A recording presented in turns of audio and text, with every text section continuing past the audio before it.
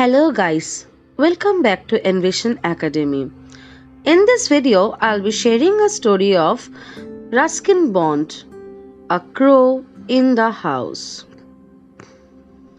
A young crow had fallen from its nest and was fluttering about on the road, in danger of being crushed by a car or a tonga, or being seized by a cat before I brought it home.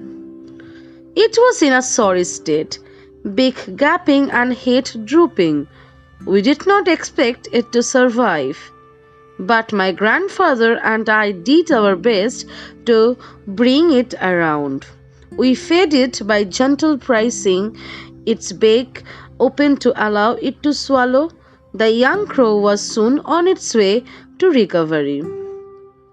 He was offered his freedom but did not take it. Instead, he made himself at home in our house. My grandfather, Aunt Mabel, and even some of grandfather's pets objected to it, but there was no way we could get rid of the crow. The crow took over the administrations of the house. We were not sure if it was a male, but we named it Caesar.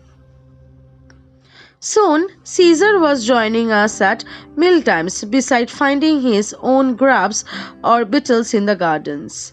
He danced about on the dining table and gave us no peace till he had been given his small bowl of meat, soup, and vegetables. He was always restless, fidgeting about investigating things. He would hop about a table to empty a matchbox of its contents, or rip the daily paper to shreds, overturn a vase of flowers, or tug at the tail of one of the dogs. That crow will ruin us, grumbled my grandmother, picking marigolds off the carpet. Can you keep him in a cage? We did try putting Caesar in a cage, but he became so angry and objected with such fierce cawing and flapping that it was better for our nerves and peace of mind to give him the run of the house. He did not show any inclination to join the other crows in the banyan tree.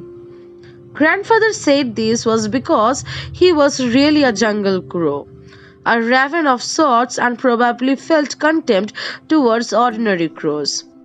But it seemed to me that Caesar had grown so used to living with humans that he had become snobbish and did not wish to mix with his own kind.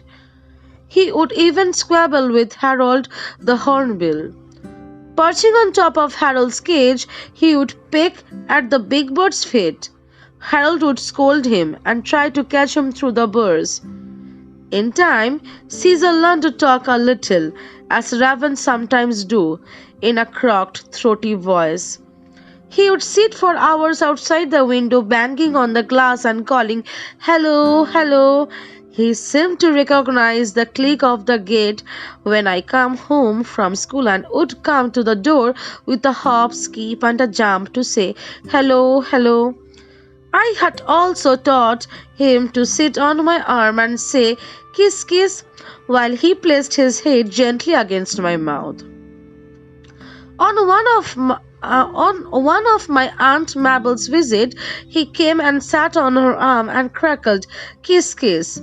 Aunt Mabel was delighted and probably flattered and leant forward for a kiss. But Caesar's attention had shifted to my aunt's gleaming spectacles and poking at them with his beaks.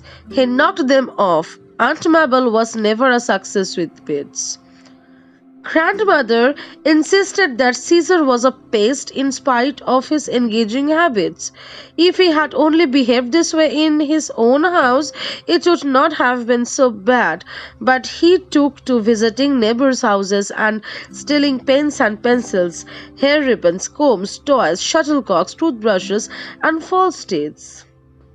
He was especially fond of toothbrushes and made a collection of them on top of the cupboard in my room. Most of the neighbors were represented in our house by a toothbrush. Toothbrush sales went up that year, and so did grandmother's blood pressure. Caesar spied on children going to the Banier's shop and often managed to snatch sweets from them as they came out.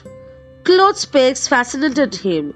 Neighbors would return from the bazaar to find their washing lying in the mud with no sign of the pegs. These pegs too found their way to the top of the cupboard. It was Caesar's gardening activities which finally led to disaster. He was helping himself to a neighbor's beans when someone flung a stick at him, breaking his legs. I carried the bird home, and both grandfather and I washed and bandaged his legs as best as we could. But it would not mend.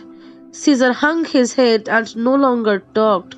He grew weaker day by day, refusing to eat.